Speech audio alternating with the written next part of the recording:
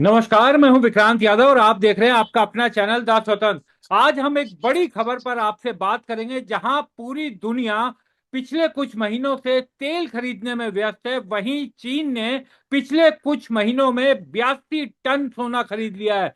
जी हां, 82 टन, यानी 8,20,000 किलो सोना चाइना इस साल में खरीद चुका है। ये उसकी 2024 के बाद की सबसे बड़ी खरीदारी है। तो पूरी दुनिया के देश जहां तेल खरीदने में अपना पैसा खर्च कर रहे हैं, वहीं चाइना सोना खरीदने में कर रहा है। क्या है इसका मतलब? और साथ साथ हम भारत के आयात बिल पर भी बात करेंगे, क्योंकि अक्सर ये कहा जाता है कि तेल के कारण भारत को काफी इंपोर्ट करना पड़ता है, तो उस पर असर पड़ता है। लेकिन किस तरीके से भारत के का फूड इंपोर्ट बिल लगातार बढ़ता गया, उस पर अगर ध्यान देते तो शायद ये नौबत नहीं आती। हमारे साथ जुड़ चुके हैं वित्तीय विशेषज्ञ विश्लेषक डॉक्टर शरद कोहली जी। शरद सर, नमस्कार। नमस्कार विक्रांत, आपको द स्वतंत्र और शरद कोहली ऑफिशियल के सभी फॉलोअर्स, व्यूअर्स, सब्सक्राइबर्स को मेरा अभिवादन। शुक्रिया सर। सर, सबसे पहले तो यही जानना चाहूंगा सर, ये जो आमतौर पर चाइना के आंकड़े जी। सामने आते नहीं, लेकिन उनके कस्टम डिपार्टमेंट से ये जानकारी मिली कि चीन ने जून तक 82 टन सोना खरीदा, जो करीब करीब हो गया 8,20,000 टन सोना। और जून जून के महीने में सर उसने 173 टन सोना खरीदा, जो एकदम ये माना जा रहा है कि 2024 के बाद चीन की सबसे बड़ी खरीद है। तो पूरा, यानी कि इस मौके का पूरा फायदा उठाया उसने जब सोने के दाम गिरे। और दुनिया भर की कहा जा रहा है कि 55 55 से 60% सोना इस समय चाइना ही खरीद रहा है। जी हाँ मैं सभी फॉलोअर्स, व्यूअर्स, सब्सक्राइबर्स से क्षमा मांगूंगा। आज मुझे इसको कार से करना पड़ रहा है क्योंकि मुझे कहीं बहुत जरूरी मीटिंग एक दो है। जी। तो उम्मीद करता हूँ कि चलते फिरते उतनी ही काम की बात निकलेगी जितनी की एक कुर्सी पर बैठ के निकलती है। जी हाँ, चीन तो हम अक्सर ये बात कर चुके हैं विक्रांत। अगर आप पिछले वीडियोस भी उठा के देखें कि हाँ। चीन को लगातार सोने में कुछ ऐसा दिखाई दे रहा है और चांदी में भी हाँ। कुछ ऐसा दिखाई दे रहा है जो शायद जो लोग सोने को लेके काफी निराशावाद में फैल गए हैं, जिनको लग रहा है अब सोने में कुछ नहीं है, जो होना था हो गया, अब आगे कुछ नहीं होगा। ऐसे बहुत से लोग हैं जो थोड़ा सा जिनको सोने चांदी के बारे में नजरिया बदला है।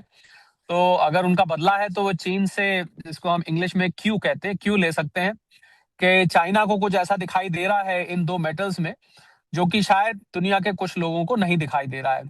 तो इसी इसी बात को लेके चाइना लगातार सोना इकट्ठा कर रहा है। और चाइना को ये जो बड़ी मात्रा में इस बार खरीद रहा है, इसकी मैं आपको मुख्य कारण बताऊं कि हम्म। जो मुझे समाचार मिला है, चीन का जो CCP finance and economic department है और जो ट्रेजरी है, जो पीबीओसी से भी लिंक्ड है, पीपल्स बैंक ऑफ चाइना से भी लिंक्ड है, तो चीन मुख्यतः दो जगह से सोना खरीद रहा है।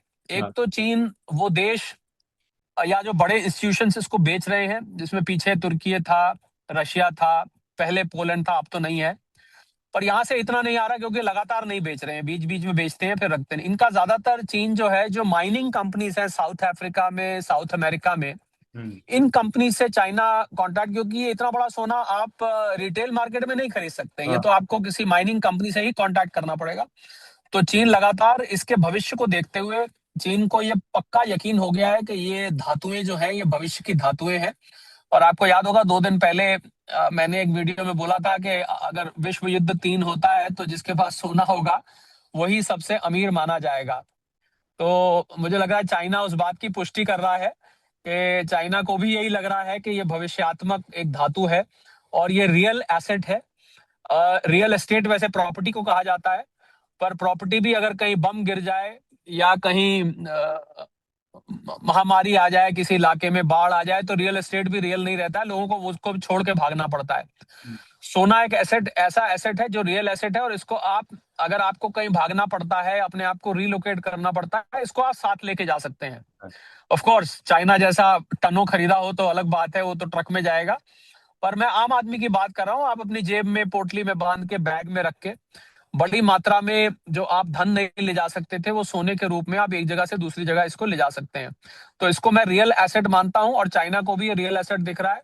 और फिर मैं दोहरा दूं कि जिन लोगों को गोल्ड सिल्वर में निराशा हो रही है पिछले कुछ महीनों से, लगभग लगभग लगभग 7 महीनों से। हम्म। अगर उन लोगों को निराशा हो रही है तो उनके लिए ये चाइना से आने वाली खबर कुछ उत्साह पैदा कर सकती है।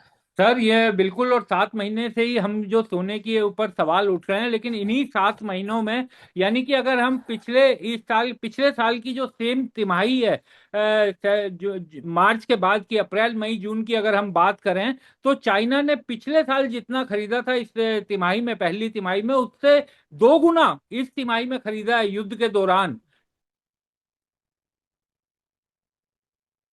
जी हाँ, ये एक अच्छे इन्वेस्टर की पहचान है। मैं कोई चाइना की प्रशंसा नहीं कर रहा, चाइना कोई बहुत प्रशंसा करने लायक देश नहीं है। अभी आज ही सुबह चाइना की एक खबर आई विक्रांत, जो मैं समझता हूँ हमारे फॉलोअर्स व्यूअर्स सब्सक्राइबर को जाननी जरूरी है। के लिए बता दूं, भारतीय बॉर्डर से लगभग 250 किलोमीटर दूर हाँ। उन्होंने अपने स्टेल्थ फाइटर्स जो है वो डिप्लॉय कर दिए हैं। तो मैं कोई चाइना की तारीफ नहीं कर रहा हूँ। चाइना बीच बीच में पीछे से छुरा भोंकता रहता है, और चाइना बिल्कुल भी विश्वास पात्र नहीं है। पर हम यहाँ चाइना की प्रशंसा करने नहीं बैठे हैं। जी। हम चाइना ने जो एक नीति अपनाई है सोने चांदी के मामले में, उस नीति से हम एक क्यों ले सकते हैं कि चाइना ऐसा क्यों कर रहा है, हम्म। और चाइना को ऐसा क्या दिखाई दे रहा है जो हम लोगों को, या हम लोगों के यहाँ ज्यादातर लोगों को नहीं दिखाई दे रहा है। तो मैं दोहराना चाहूंगा कि चाइना इस सोने चांदी की इस समय कम कीमतों का, मैं गिरी हुई कीमतों की नहीं कहता, मैं कहता हूँ हाँ। कम कीमतों का पूरा लाभ उठा रहा है, और उसका धन कम खर्च हो रहा है, और सोना बदले में इस समय ज्यादा आ रहा है। ये क्यों लोग इससे ले सकते हैं, मैं फिर दोहराता हूं अपनी बात को। बिल्कुल सर, मैं यही आपसे जानना चाह रहा था कि चीनी करेंसी युआन अगर मजबूत होता है, और चीन के पास जिस तरीके से चीन कोशिश कर रहा है कि डॉलर के रुतबे को खत्म कर दे, तो जितना चीन की करेंसी मजबूत होगी, कहीं ना कहीं भारत के लिए भी वो चिंता की बात है, क्योंकि हमारा तो एकदम पड़ोसी है और भरोसे के काबिल कभी वो रहा ही नहीं है। नहीं देखिए, करेंसी तो भारत की अगर आप डॉलर के मुकाबले देखें तो इस समय रुपया 95-96 रुपए है। तो युआन मजबूत हो जाता है तो हमारे लिए जो है वो पेमेंट, मान लीजिए डॉलर कमजोर हो जाता है तो हमको युआन में पेमेंट करनी पड़ेगी। अगर युआन एक अंतरराष्ट्रीय करेंसी कल को बन जाता है, जिस प्रकार से सोना चाइना इकट्ठा कर रहा है, उससे लग रहा है कि युआन एक बड़ी करेंसी बन के आने वाले कुछ ही सालों में बन सकता है। हम्म। जब भारत के लिए, देखिए चीन हमेशा भारत के लिए एक परेशानी का सबब है। ये एक ऐसा देश है जिसके साथ भी हमारा गुजारा नहीं है और जिसके बिना भी हमारा गुजारा नहीं है। आज भी हम $100 बिलियन से ज्यादा का चाइना से इंपोर्ट करते हैं। और आपको शायद लोग जानते होंगे कि भारत में बहुत सारी इंडस्ट्रीज ऐसी हैं, अगर हम आज चीन से इंपोर्ट बंद कर दें तो उनका काम काज रुक जाएगा, हम्म। और लगभग लगभग उनका काम ठप हो जाएगा। तो ये ऐसी हड्डी है हमारे गले में जिसको ना आप निकाल सकते हैं ना निगल सकते हैं। ये एक ऐसा देश है, लव इट और हेट इट, ये तो आपका पड़ोसी रहेगा ही रहेगा, और कभी आपको ये इंस्पायर करता रहेगा, कभी आपको ये चिढ़ाता रहेगा, कभी आपको परेशान भी करता रहेगा। सर एक और चीज मैं आपसे जानना चाहूंगा कि जून के महीने में जब सारी दुनिया तेल खरीदने में व्यस्त थी, तो चाइना का जो कच्चे तेल का आयात था, वो 10 साल के सबसे निचले स्तर पर पहुंच गया था, सबसे लोएस्ट पिछले 10 साल के। जी हाँ, क्योंकि चाइना के पास जो पेट्रोलियम रिजर्व्स हैं वो बहुत भारी मात्रा में है। ऐसा माना जाता है कि चाइना के पास लगभग 2 साल से भी ज्यादा के पेट्रोलियम रिजर्व्स हैं। तो हम्म। आपने देखा होगा जब ये कच्चे तेल के दाम बढ़े तो चाइना को की सेहत पे कोई इतना फर्क नहीं पड़ा, चाइना चुप रहा। उसको पता था हमारे पास बहुत है, ये 2-4 महीने 5 महीने की दिक्कत है, हमारे पास 2 साल से भी ज्यादा के रखे हुए हैं। तो जैसा कि मैंने आपको पहले कहा कि चाइना कई बातों में इंस्पायर भी करता है। हम्म। अब इसमें इंस्पिरेशन ये आती है कि भारत को भी इसी प्रकार अपने रिजर्व्स बना के रखने चाहिए। भारत क्या, और भी जापान है, कोरिया है, वियतनाम है, जिन भी देशों के पास पेट्रोलियम रिजर्व्स नहीं है, उनको इस बात से क्यों लेके पेट्रोलियम रिजर्व्स बना के रखने चाहिए, जिससे कि ऐसा कोई संकट आता है तो आप उस संकट को झेल सकते हैं, उस पीरियड को आप निकाल सकते हैं। अब देखिए चीन में अब कीमत $100 पहुंची, 126 तक गई थी, चाइना को कोई फर्क नहीं पड़ा। एक दो बार कमेंट आए चाइना के कि भाई ये नहीं होना चाहिए, वो नहीं होना चाहिए। तो मुझे लग रहा है ये सारा खेल पेट्रोलियम रिजर्व्स का है, जो कि चाइना ने बहुत स्ट्रेटेजिकली बना के रखे हुए हैं। और भारत भी कोशिश कर रहा है, हमारे विशाखापट्टनम में, पेद्दूर में, मंगलूर में हमारे रिजर्व्स हैं, पर चाइना के मुकाबले क्वांटिटी में उसके आसपास भी नहीं है। हमारे लगभग 70-75 दिन के रिजर्व्स होते हैं, कहाँ 2 साल और कहाँ 70-75 दिन। तो मुझे लग रहा है कि भारत को भी, अब हालांकि हम तेल पर कितने दिन निर्भर रहेंगे, हम्म। तेल कितनी चीजों में चलता रहेगा, बहुत जल्दी हम तेल को रिप्लेस नहीं करने वाले, कितना भी हम इलेक्ट्रिक सोलर वगैरह कर दें समय लगेगा। तो मुझे लग रहा है कि इस बात को लेके भारत को सीख लेके अपने पेट्रोलियम रिजर्व्स को सुदृढ़ करना चाहिए। मुझे समाचार मिला है कि कुछ इसमें इस दिशा में प्रयास चल रहा है, पर ये तेल की लगातार वॉलेटाइल कीमतें मुझे लग रहा है उसमें एक अड़चन बन रही है। सर एक और चीज मैं आपसे आज जानना चाहूंगा कि बार बार ये कहा जाता है कि कच्चे तेल का जो इंपोर्ट है वो बिल भारत को बहुत दबाव डालता है, और उसको कम करने के लिए एथेनॉल E10 से E20 की तरफ देश बढ़ा। E20 पर इतना लोगों का विरोध चल रहा है। लेकिन सर पिछले 5 सालों के अगर हम डाटा देखें तो तूर दाल का इंपोर्ट 4.5 गुना बढ़ गया, उड़द की दाल का इंपोर्ट 2 गुना बढ़ गया, एडिबल ऑयल का इंपोर्ट 1.61 करोड़ का हर साल हो रहा है, रॉ कॉटन जो भारत में ही खूब होता है सर उसका भी इंपोर्ट बढ़ा है। तो ये जो हम जिनको कंट्रोल कर सकते थे लेकिन नहीं कर पाए, और तेल के लिए हम एथेनॉल मिला रहे हैं, तो क्या इस दिशा में सरकारों को नहीं सोचना चाहिए? क्योंकि सर ये भी है कि बहुत सारी फसलें अब किसान इसलिए उगाने लगा है कि जिसमें उसको MSP का फायदा मिलता है वो उसी तरफ जाता है। जी हाँ, बिल्कुल, मैं आपकी बात से पूरी तरह से सहमत हूँ। और खासकर दालें और एडिबल ऑयल, इन दो चीजों के इंपोर्ट से मुझे सख्त एतराज है कि भारत जैसा कृषि आधारित देश, कृषि निर्भर देश, जहाँ 60 से 70% आबादी आज भी कृषि पर प्रत्यक्ष या अप्रत्यक्ष रूप से, डायरेक्ट या इनडायरेक्ट तौर पर निर्भर है। ऐसे में हमें दलहन और एडिबल ऑयल, जबकि भारत में सरसों का तेल, तिल का तेल, कितनी तरीके का भारत में तेल होता है, हाँ। उसके बावजूद हमें जो है रिफाइंड ऑयल, पाम ऑयल वहां से मंगाना पड़ता है। और इसका कारण ये है कि जो कीमत वहां से आती है, कई दफे वो हम उस कीमत को मैच नहीं कर पाते हैं, कई दफे हम उस क्वालिटी को मैच नहीं कर पाते हैं। अब आप कपास ले लीजिए, अब हम्म। कॉटन एक ऐसी चीज है, मुझे लगता है भारत का कॉटन तो विश्व भर में फेमस है। हाँ और बिल्कुल। अगर आप इस कॉटन को भी, अगर आप कपास को भी इंपोर्ट करने लग जाएंगे, तो मुझे ये किसानों के लिए बहुत ही डीमोटिवेशनल होता है कि भाई हम इतना, किसान या मेहनत कर रहा है, बाहर से मंगा ली और वो रेडीमेड आ गई, अच्छी क्वालिटी की आ गई, सस्ती आ गई। तो मुझे लग रहा है किसानों को भी, एग्रीकल्चर को भी पूरा एक तरह से दोबारा देखने का जरूरत है कि खाली वो धान और गेहूं के ऊपर फोकस करते हैं।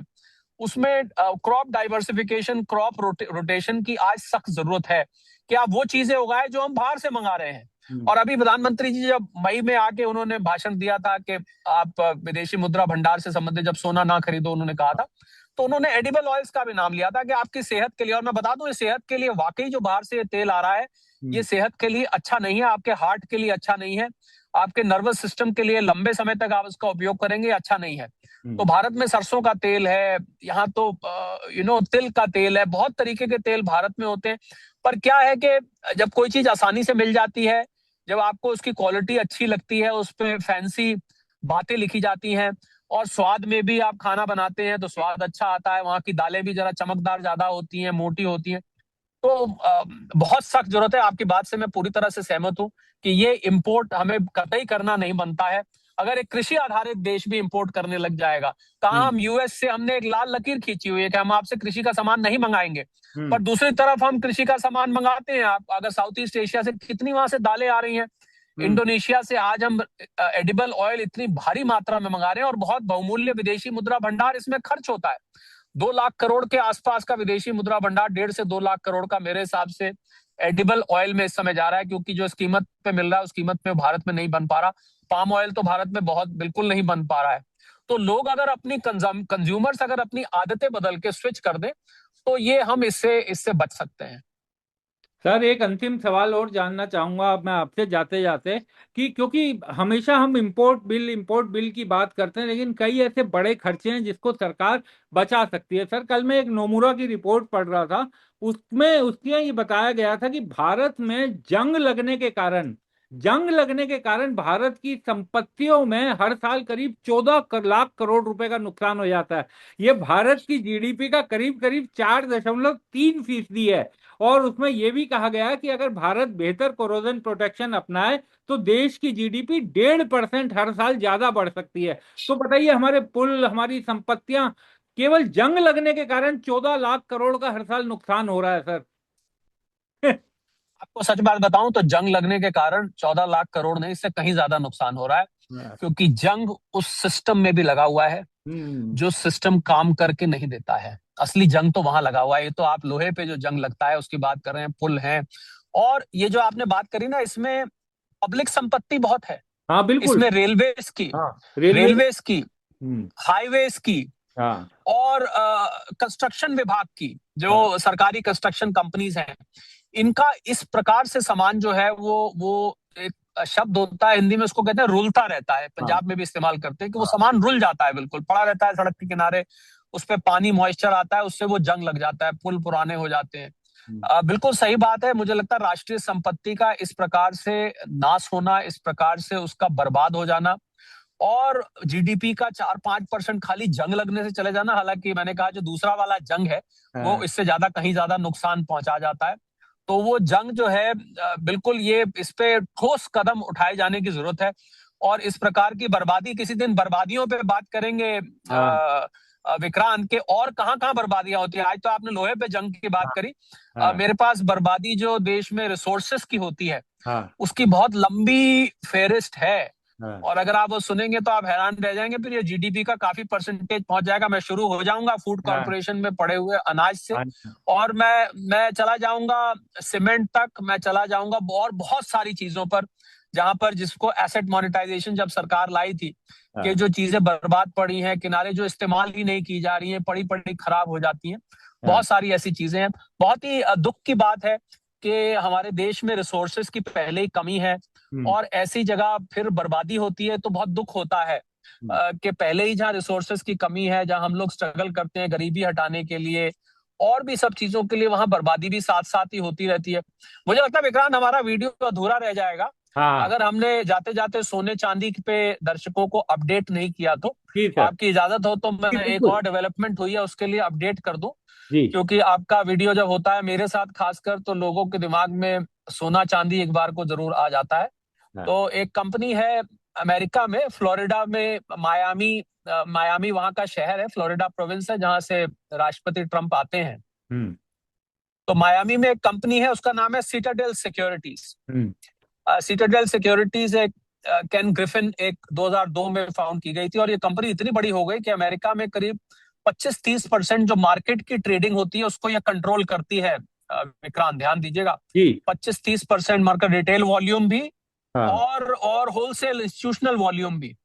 इस कंपनी ने बोल दिया, क्योंकि आज से फेड की मीटिंग शुरू है अमेरिका हाँ में, बिल्कुल। 28 और 29, हम्म। कल देर रात को फेड की मीटिंग का परिणाम आपको पता लग जाएगा। देर रात जो लोग लेट नाइट जागते हैं वो देख लेंगे, वरना थर्सडे को सुबह आपको सामने आ जाएगा। तो इसने, सिटाडेल ने कह दिया यार, जब रेट बढ़ाना है तो बढ़ा दो एक बार। हाँ अगर फेड के इंटरेस्ट रेट बढ़ाने हैं तो आप सीधा बढ़ा दीजिए, क्या ये बार बार जो है अटकलें लगाते हैं, इसको एक दफे बढ़ा ही दो। जैसे ही इन्होंने ये कहा तो हमारा क्रूड का रेट 90 से नीचे गया, हाँ। और डॉलर इंडेक्स 101 से नीचे आई। हम्म। सोने चांदी ने उन सब चीजों को एक तरफ करके इस हाँ सिटाडेल सिक्योरिटीज की कथन को, वक्तव्य को पकड़ लिया, हाँ और वहां के जो मंदड़िए थे उन्होंने फिर शॉर्ट कॉन्ट्रैक्ट्स कॉमेक्स में क्रिएट किए, और सोने में लगभग लगभग लगभग $60-70 का करेक्शन एकदम से आया है, लगभग $60 के हाँ। आसपास का। 4100 के आसपास घूम रहा था, 4030 और $4040 के आसपास आ गया है प्रति आउंस। तो ये सीटाडेल सिक्योरिटीज के कमेंट की वजह से आया, जो लोग सोच रहे हैं। एंड ऑफ कोर्स, हाँ। क्योंकि 29 तारीख को परसों एक्सपायरी भी है कॉमेक्स में, कुछ उसकी भी मूवमेंट है, और कुछ अटकलें आप सिटाडेल सिक्योरिटी ने बोल दिया। हालांकि मेरा मानना है कि रेट में कोई बदलाव नहीं किया जाएगा, हाँ बिल्कुल कोई बदलाव होने वाला नहीं है, मेरे मुझे ऐसा लग रहा है। पर कमेंट्री जो देंगे, अगर उन्होंने कहीं ये कमेंट्री कर दी कि भाई आगे महंगाई बढ़ेगी सितंबर में या दिसंबर में या जनवरी के फर्स्ट क्वार्टर में रेट बढ़ेंगे, तो और ज्यादा दबाव देखने को मिल सकता है। तो मैं आपका ध्यान, जो लोग सोच रहे हैं कि भाई आज तो डॉलर इंडेक्स नीचे आया है हाँ और सोना भी नीचे आ गया, तो हाँ ये रिश्तेदारी का क्या हुआ, आज तो रिश्तेदारी जो है उल्टी चल पड़ी। तो आज ये सीटाडेल सिक्योरिटी जो है विलन बन के बीच में आया है। जिन लोगों ने नाम नहीं सुना, मैंने सोचा उसके बारे में मैं बताऊंगा कि सिटीडेल सिक्योरिटीज क्या करती है। और 2002 में ये हुई थी और इतनी बड़ी हो चुकी है ये कि अमेरिकन मार्केट को, तो इसलिए इसकी बात पे वजन होता है, और इसकी बात को ट्रेडर्स, जो डेरिवेटिव ट्रेडर्स, बहुत सीरियसली ले गए। और हम्म। सीरियसली लेके, हालांकि मैं ये कहना चाहूंगा सिटीडेल सिक्योरिटी किसी तरीके से भी फेड को इन्फ्लुएंस नहीं कर सकती। सिर्फ एक उन्होंने बयान दिया, बयान के आधारित एक खबर बन जाती है, खबर के आधार पर जो डेरिवेटिव मार्केट है वो रिएक्ट करने लग जाता है। बिल्कुल सर। तो बहुत बहुत शुक्रिया शरद सर, आप चलती गाड़ी में हम थैंक यू। लोगों के साथ जुड़े। और दर्शकों से एक वही अनुरोध चलते चलते कि अगर आपने अभी तक दास स्वतंत्र या शरद कोहली ऑफिशियल चैनल को फॉलो सब्सक्राइब नहीं किया है तो कृपया वो कर लीजिए। बहुत बहुत शुक्रिया। धन्यवाद, थैंक यू।